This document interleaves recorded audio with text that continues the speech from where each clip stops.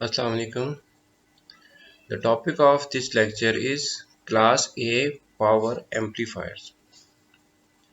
Generally, Class A amplifiers की दो types होती हैं. One is series fed Class A amplifiers and the other one is transformer coupled Class A amplifiers. इस lecture में हम series fed class A amplifiers को discuss करेंगे.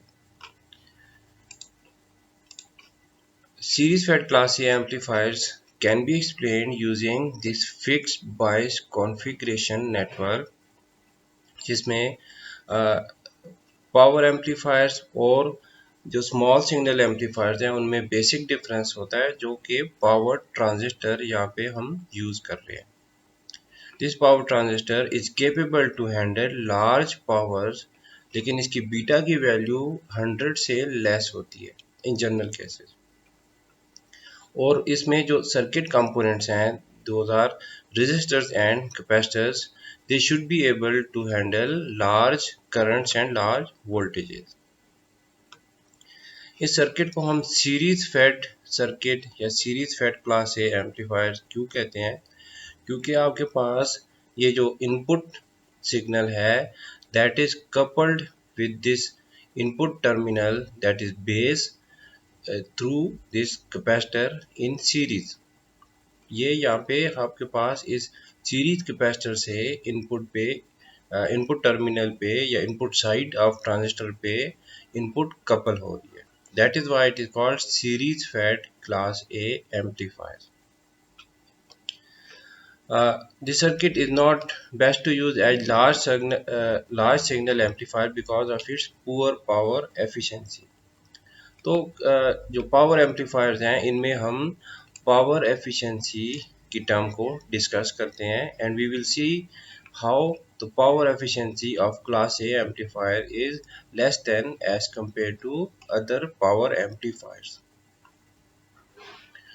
So in order to discuss its power efficiency we need to know the currents flowing through this transistor in fact and the voltages being appeared on different terminals.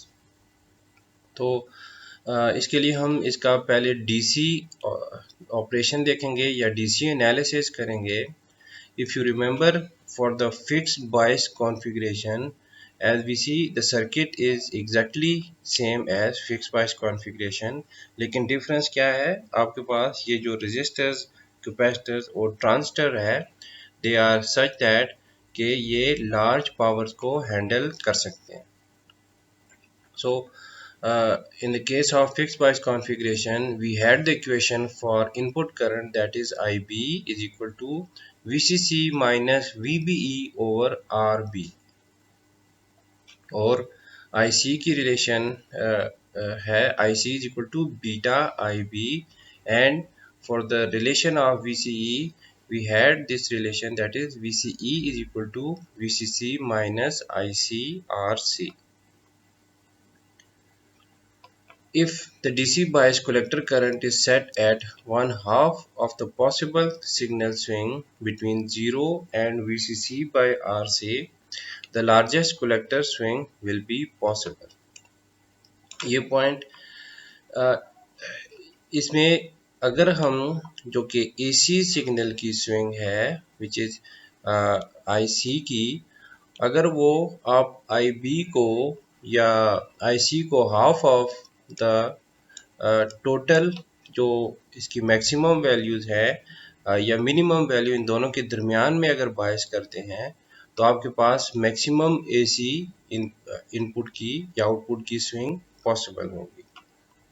किस तरह के let's say अगर आप इसको of से below बायस करते हैं तो ये जो पॉजिटिव साइड है इस साइड पे तो ये स्विंग मैक्सिमम स्विंग पॉसिबल होगी but for the negative side में भी आपके पास part of the voltage part of the signal will be cut off. तो मैक्सिमम स्विंग यहाँ पे जो पॉसिबल है वो इस जो रेंज है 0 to VCC by RC which is range of IC और इसके अगर सेंटर में आपने बायस किया है बायस मीन्स IC क्यूब की वैल्यू आपने वो चूज की है कि जो 0 to VCC by RC के सेंटर में है, then the maximum the largest collector swing will be possible. Similarly, जो कि VCE की रेंज है, that is from 0 to VCC is maximum. So अगर आप इसको जो बाइसिंग पॉइंट है वो that means VCQ, वो इसका VCC का हाफ सेलेक्ट करते हैं, that means that you will have a maximum swing of VCE will be possible. Now if we discuss AC operation, let's imagine you are applying the AC input signal on this bias point which is Q point. तो इससे ये AC signal आपने apply किया, इसकी वजह से आपके पास IB, this is actually IB की वैल्यू ये चेंज होगी या फ्लक्चुएट होगी between maximum and minimum value of due to this input signal. तो इसके कॉरेस्पॉन्डिंग आपके पास IC की वैल्यू भी चेंज होगी या फ्लक्चुएट करेगी। तो bias point this was ICQ। अब आपके पास input AC signal which is applied on the base of this actually power amplifier, power transistor। तो उसकी वजह से IBQ की वैल्यू चेंज होगी और उसके कॉरेस्पॉन्डिंग IC की वैल्यू भी चेंज होगी, और फिर इसके कॉरेस्पॉन्डिंग आपके पास VCE की वैल्यू भी चेंज होगी लाइक दिस। VCE की ये पॉजिटिव पीक है, then we have a negative peak. तो अगर आप जो IB है या ICQ है, वो अगर इसके ये जो रेंज है इसके सेंटर में बायस करते हैं, तो you will have the maximum swing of output IC current will be possible. Similarly अगर VCQ इस रेंज के जो कि 0 to VCC है उसके सेंटर में बायस्ड है, then you will have a maximum output swing of VCE, जो कि इस केस में अगेन हमने शो किया है। So as the input signal is made larger, the output will vary around the established DC bias point until either the input or the voltage reaches a limiting condition. That means जब आप signal की strength बढ़ा रहे हैं input signal की, तो आपके पास output signal भी चेंज हो रहा है या इंक्रीज कर रहा है until you reach the maximum limit. Maximum limit means if you reach the value of VCC, which is maximum voltage possible for VCE, or for the negative side it is 0, और IC की maximum range है VCC by RC, और from this side ये है 0। ये जैसे जैसे हम सिग्नल इनपुट सिग्नल की वैल्यू को इंक्रीज करते हैं, आउटपुट स्विंग भी इंक्रीज होगी। For the current, the limiting condition is either 0 current at the low end or VCC by RC at end of its higher end। तो ये इस side पे VCC by RC है maximum value of IC, और इस side पे lower and पे 0 है। इसी तरह VCE की मैक्सिमम वैल्यू VCC है और लोअर एंड पे 0 है।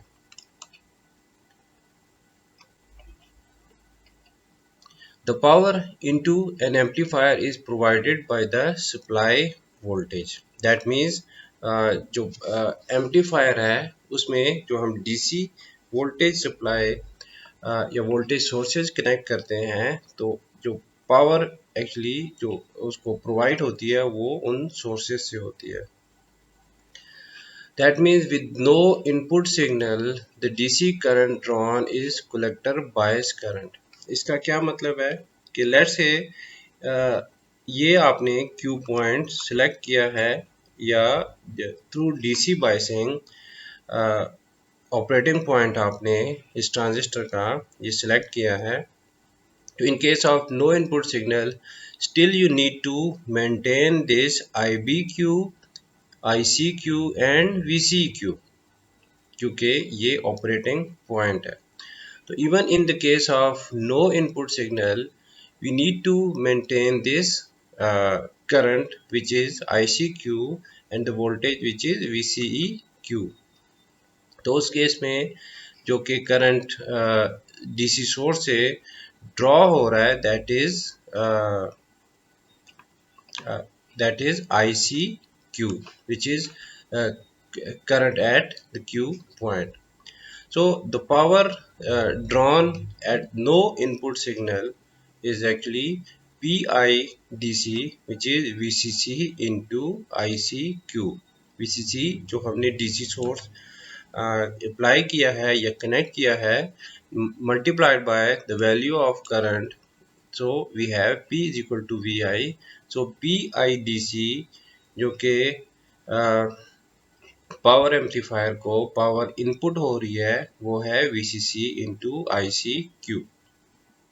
Even with an AC signal applied, the average current drawn from the supply remains equal to the quiescent current.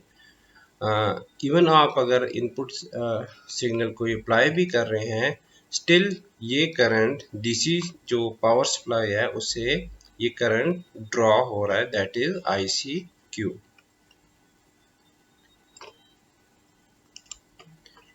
Now the output power, the AC signal VI causes the base current to vary around the DC bias current and the collector current around its quiescent current level, that is ICQ. The larger the input signal, the larger is the output swing up to the maximum set by the circuit, which we have discussed in the previous slide. The AC power delivered to the load RC can be expressed in several ways.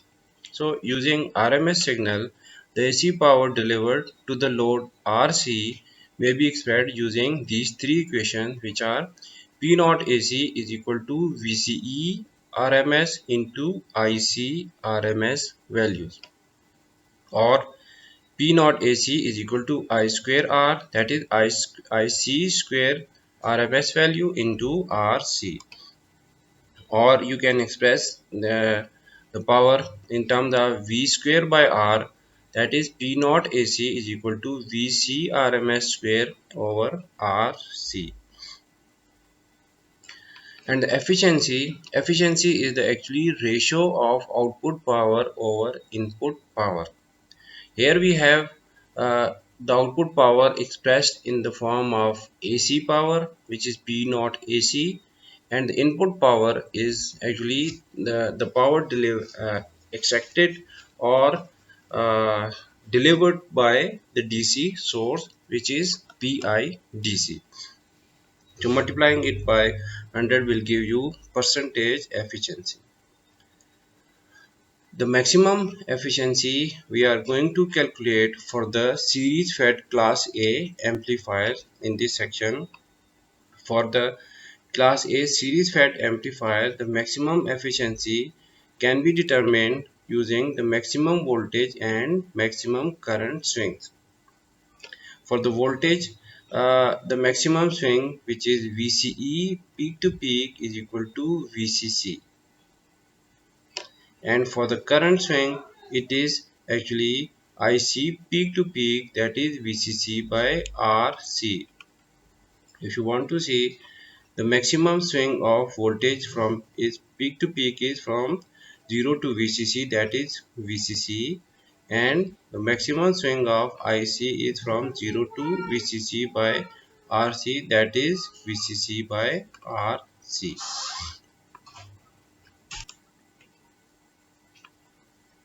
And if you want to use the equation of 12.7 equation for power P naught AC, which is VCE, this is actually VCE RMS over RC, you will get the maximum power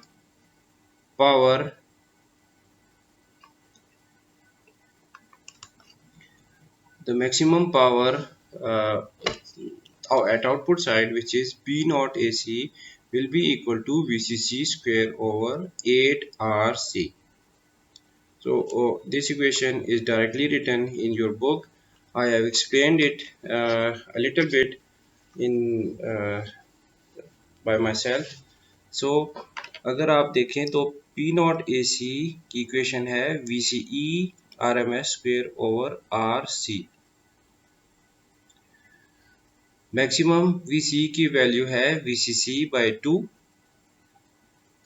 maximum V C means जो कि possible है V C की maximum peak अगर आप इस we C Q पे bias करते हैं, so maximum peak is actually V C C by 2, क्योंकि आपने हाफ पे बायस किया है।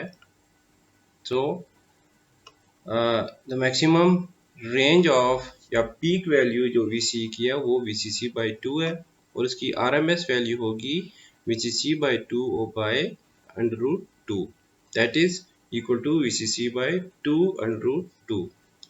और इसी तरह आई सी की जो मैक्सिमम वैल्यू है वो है V C C by R C by 2, क्योंकि आपने हाफ पे बाइस किया है, तो इसकी आर एम एस वैल्यू होगी V C C by 2 under root 2 R C.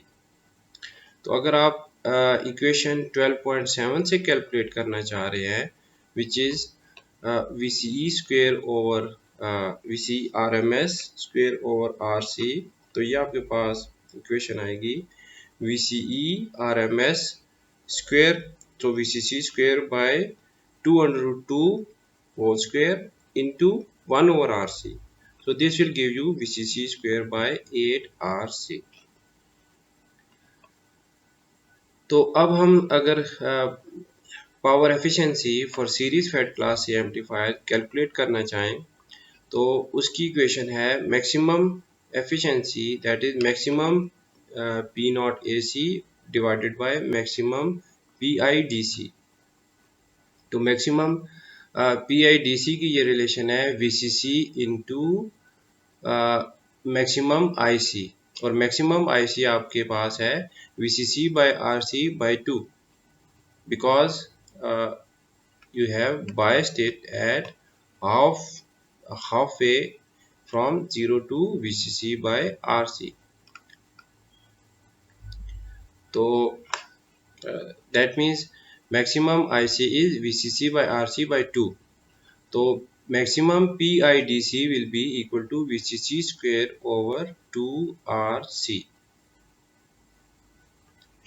तो अब हम इस ये वैल्यू पी नॉट ए सी की और पी आई डी सी की जो कि मैक्सिमम वैल्यूज हैं, ये अगर इस इक्वेशन में पुट करें, you will get maximum percentage efficiency, that is equal to maximum P not A C by maximum P I D C into 100%, that is equal to V C C square by 8RC divided by VCC square by 2RC into 100%.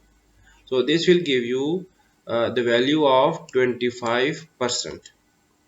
That means कि जो class series fed class A amplifier है उसकी maximum power efficiency है 25%।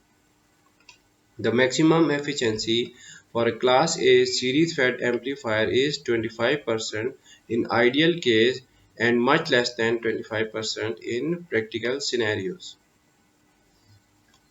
तो इस example से हम calculate करते हैं कि एक्चुअली प्रैक्टिकल सिनेरियोज में जो पावर एफिशिएंसी है इस series fed class A amplifier की वो क्या है। It says in example 12.1, calculate the input power, output power and efficiency of amplifier circuit of this figure for an input voltage that result in base current of 10 milliampere peak.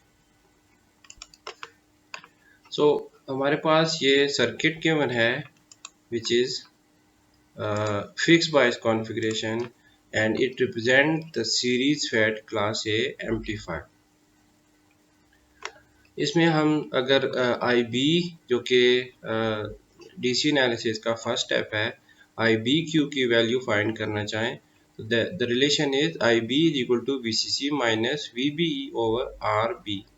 So IB is equal to 20 minus 0.7 divided by 1 kilo ohm, because RB is 1 kilo ohm, VCC is 20, and VBE is known as 0.7 volt. So IBQ की value आ जाती है 19.3 मिली ampere. Similarly, IC हम find करना चाहें, ICQ that is equal to beta IB. So this is equal to beta is given as 25. Uh, Note that this is less than 100. So since we are using power transistor, so ICQ की value है आपके पास 25 into 19.3 milliampere, that is equal to 0.48 amperes. And we can calculate VCE also with this relation. VCEQ is equal to VCC minus ICRC, that is equal to 20 minus IC is 0.48 into RC, that is 20 ohms. So that will give you 12.4 volt. So now if you can you want to mark this Q point, that is IBQ की value 19.3 है, so it's near to 20. और ICQ की value है 482 milli ampere, so that is here. And VCEQ की value is 10.4 volt. तो अब आपके पास ये गिवन है कि बेस करंट की जो पीक वैल्यू है due to applied input voltage, that is 10 milli ampere. इसका मतलब है कि IB जो है 10 मिली एम्पेयर फ्लक्चुएट कर रहा है from this Q point, means 10 milli ampere in the positive side, and for the 10 milli ampere जो डाउनवर्ड है means for the negative cycle, a negative half cycle of the input voltage. जो current आपके पास आएगा वो इस 19.3 जो value है इससे 10 मिली एम्पेयर डाउनवर्ड हो. सो अब आपके पास अगर आप कैलकुलेट करना चाहें IC की वैल्यू, IC पीक की value, that means you multiply it with beta into IB peak. तो IB peak given है 10 milliampere, so beta is given 25, so IC peak is now calculated as 250 milliampere. और आप अगर P not AC calculate करना चाहें, that is IC square RMS value into RC. So that means IC peak square IC peak divided by 2, because आपके पास यहाँ पे ये half of the IC पे बाइस्ड है. सॉरी, इसकी एक्सप्लेनेशन इस तरह है कि IC की RMS वैल्यू है IC बाय √2. सो अगर हम इसकी स्क्वायर वैल्यू फाइंड करें, that is IC square by √2 square. So ये आपके पास डिनोमिनेटर में 2 है. हियर आप we have IC square P into RC. So P not AC की ये रिलेशन आपको कैलकुलेट करके देगी ये P नॉट AC की वैल्यू विच इज 0.625 वाट्स. और PIDC जो कि पावर एक्सट्रैक्ट हो रही है DC सोर्स से, वो है VCC इंटू ICQ. VCC है 20, ICQ we have calculated is 0.48 ampere, तो it will give you 9.6 watt value. तो अब आप पावर एफिशिएंसी कैलकुलेट करें using this relation which is percentage efficiency is equal to P naught AC over PIDC into 100%. That will give you 0.625 watt divided by 9.6 watt into 100%. This is equal to 6.5%. तो हमने ये चीज़ यहाँ पे note की कि series fed class A amplifier की जो power efficiency है वो बहुत कम होती है, that is less than 25% which is peak value, लेकिन प्रैक्टिकल केसेस में आपके पास वो 25% से काफ़ी लेस वैल्यू आ रही है। दैट इज़ इस एग्जांपल में आपके पास ये वैल्यू आती है 6.5%। So this is the end of this lecture, in which we have discussed the type of class A power amplifier, that is series fed class A amplifier. I hope you understood this. Thank you very much.